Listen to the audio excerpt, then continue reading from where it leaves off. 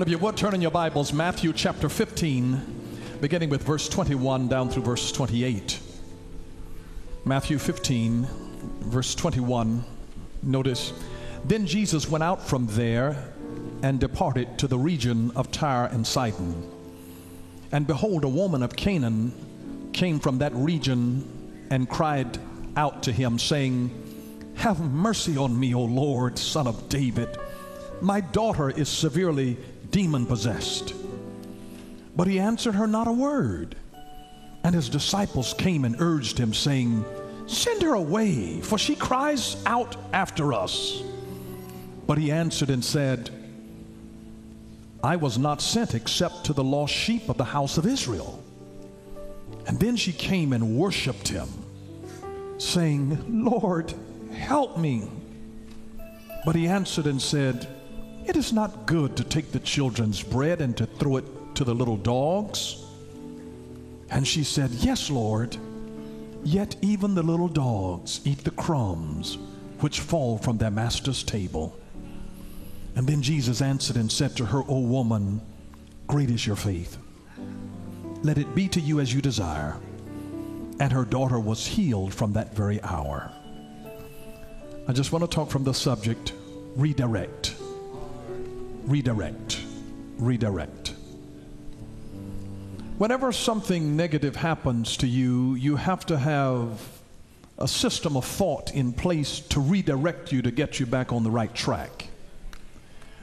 Have you ever had a situation where you were talking to an older person, senior in years, and they start off talking to you about one thing, and then their mind happens to drift, and they get off on something else, and then they might stop themselves and say, what was I talking about? Or where was I? And they have to be redirected. Have you ever been in a meeting and the very thing that you came to meet about, somebody has gotten off the subject and is talking about something that doesn't have anything to do with anything?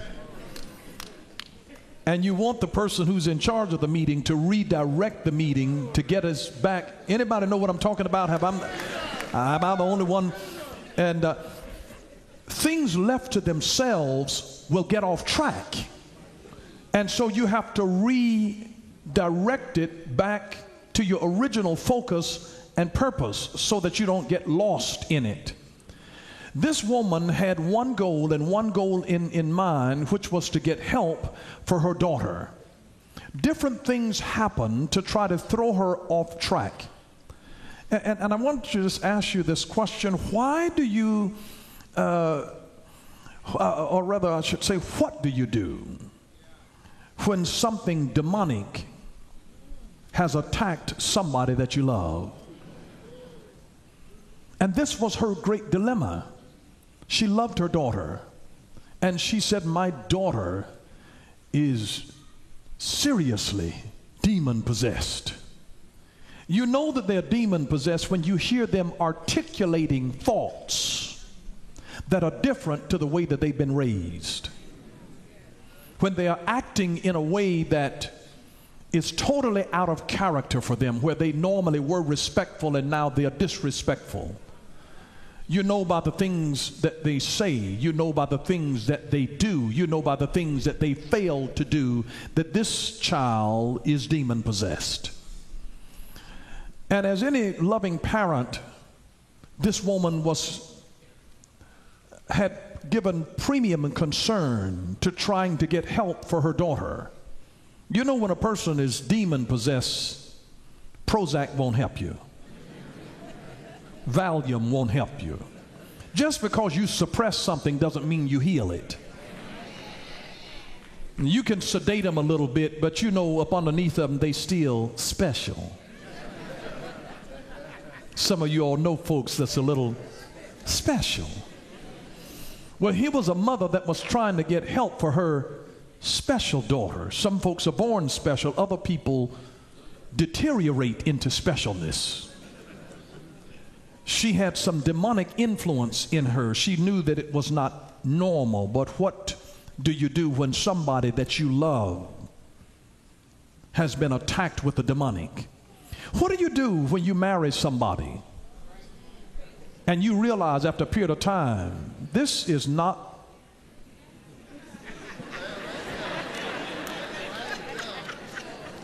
the man I married. This is not the woman I married. Something is wrong with them. You realize that Slewfoot. You know when you notice somebody else's influence on somebody? And this is not the person, it's like your lips are moving, but that's your mama talking. This is how this woman knew that something was wrong with her daughter. She's like, I recognize my daughter, but what's coming out of my daughter, I don't recognize that. And she had one goal in mind, which was to get deliverance for her daughter. So she comes as a Canaanite woman, trying to get help from a Jewish Savior. She had obviously heard good things about him and believed them. And she needs help. And so that's why I asked you the question, what do you do when somebody that you love has been attacked in a demonic way? The reason that I ask that question is because the difference between intelligence and ignorance is in what you ask in the moment. That's the only difference between intelligence and ignorance, is in what you ask in the moment. He who asks a question may be a fool for a moment, but he who never asks a question will be a fool forever. An empty message is one that never asks questions, because unless you ask questions, you really don't get answers. But in all of life, whenever you even approach the scriptures, look for the principle in the situation. Never forget this, that life's principles remain the same. They remain steadfast in good times and bad. Life's principles remain steadfast in good times and bad. If it's a principle, it'll remain the same. So if it's a principle during good times, that principle is equally true in a difficult time. So that's why I say look for the principle in the situation.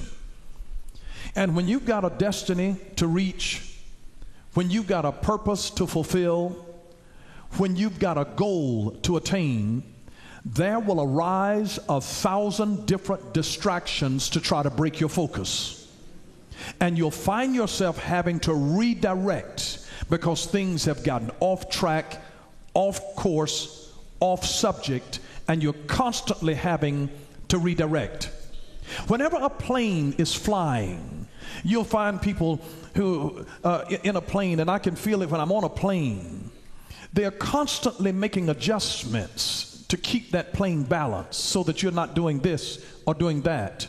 They're constantly having to make adjustments between the left wing and the right wing so that this thing stays in balance. And sometimes when I'm coming in for a landing, I can feel them, teeter-tottering, and I'm like, let's get it balanced out before we touch down, because you're going to have a problem if you come in at an angle. Now, I'm not a pilot, but I don't have to be a rocket scientist to realize that if you come in off balance and hit the ground, you're going to skid all kind of ways and flip over and do some serious damage. So there's an equilibrium that has to be maintained. There's a balance that has to come. They've got to redirect. It's a constant process of redirecting, the same as when you're driving a car. Just because you started off and you set it in the right lane, don't think you can just take your hands off of the steering wheel and just use the brake and the gas until you're ready to change lanes. There's a pull that'll happen to the left, sometimes to the right. And you have to redirect it. It's the constant process. So when God gives you a vision, when he gives you an assignment, you have to keep your mind on the assignment and make little adjustments in order to stay on track. Because things change. If wind comes, there's sometimes, I don't know whether you've ever driven a small car and then an 18-wheeler has passed by you. Sometimes they can create a gust of air and it almost blows your car, and you have to redirect your car back into your lane. There's some circumstances that happen in the world that can blow you off of your focus, and you have to redirect yourself. Every crisis is a temptation to push you out of your lane and get you off course of where you're going. So I want you to learn that your assignment is to redirect your attention back to what is important for your journey. That's your assignment. It is to redirect your attention back to what's important for your journey. You can get on the train. When you get on the train, you get on the train because you're going to a certain destination. And you can't get thrown off of your destination because somebody interesting hops on the train, or because they hop off the train, because you bump into somebody that you like and you're trying to get their digits. You don't get off the train because they get off if that's not your destination. You have to keep your focus on your destination of where you're going. And when you realize that you're on the train, there are people that will get on board and there are people that will get off the train. But your destination still remains the same. So there will be people that will come into your life, there are people that will go out of your life, but your destination remains the same. You've got to keep your mind on the assignment of the destination of where God has given to you. You're going to be in serious trouble if you get to the end of your journey because you got off at the wrong stop because somebody was cute. And that's not where you're going. And listen, let me just tell you this. If somebody is meant for you, you never have to go out of your way in order to try to get their attention. Everybody that is designed for your life will be located on your journey. When you go places that you don't have any place being, listen, you find them on your journey. Your assignment is on your journey. Your ministry is located on your journey. You remember the priest and the Levite that came by, and this man was wounded, but then the Samaritan came by. The Bible said he came as he journeyed. This man was on his journey. He didn't have to go out of his way. There are people that you're destined to minister to. They are already on your journey. You don't have to go out of your way to try to get them. You're running out out in cyberspace trying to find a mate, at a club trying to find a. Listen, get on your journey. Everybody that's supposed to be with you, you will discover them on your journey. I was in my high school, going to classes when my wife fell at my feet. I didn't go out of my way to meet her. She fell at my feet. She saw this 6'2½" strapping, good-looking black man, and her knees gave way.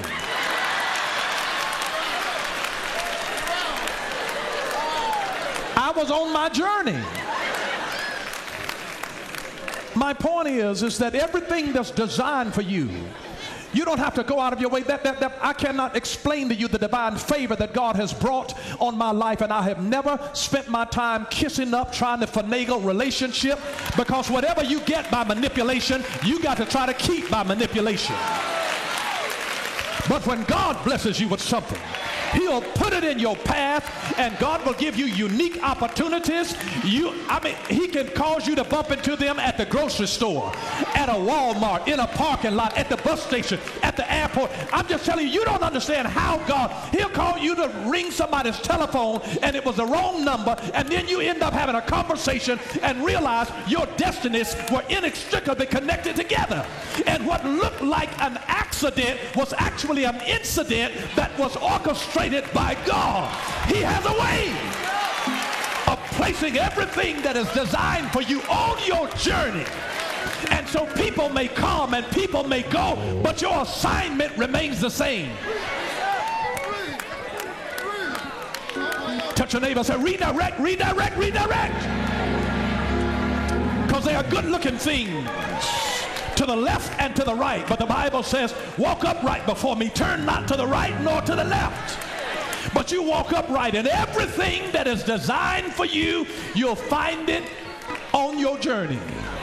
It's when you get to a place where you have no business being off the beaten path. That was not a part of your assignment. It's when we take detours and go places that God had nothing to do with. And sometimes God orchestrates detours and sometimes he doesn't. May I just remind you of this? The Lord not only orders your steps, he also orders your stops. And there are times that you'll get ready to walk into a situation and God will say, hold your hope. Stop right there. Don't you go another step further. Listen, let me just tell you this. When people show you who they are, believe them. There are people that will pull the mask off and show you before you say I do that they are a fool who cannot be trusted.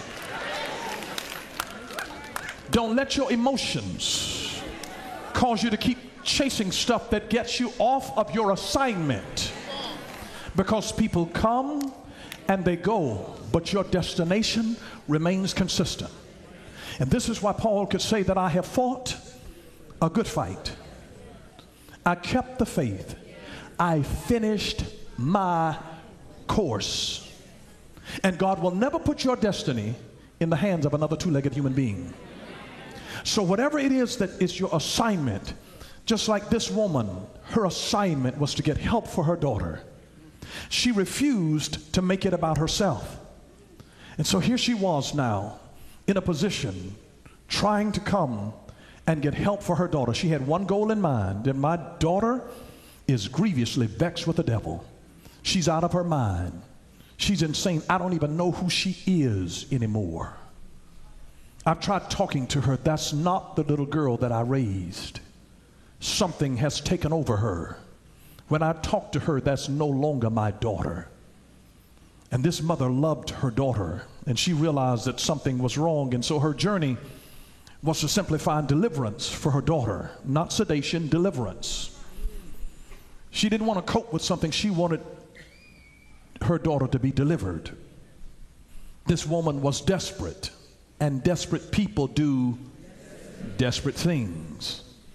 But this woman was also passionate about finding help for her daughter. There are certain things that people have a desire for, but they're really not passionate about. Passion is a pressure to do something. Whenever you have a passion for something, passion is a pressure to do something. If you have a passion for cooking, it's a pressure to cook. If you have a passion for dancing, you're going to dance even when nobody is in the room.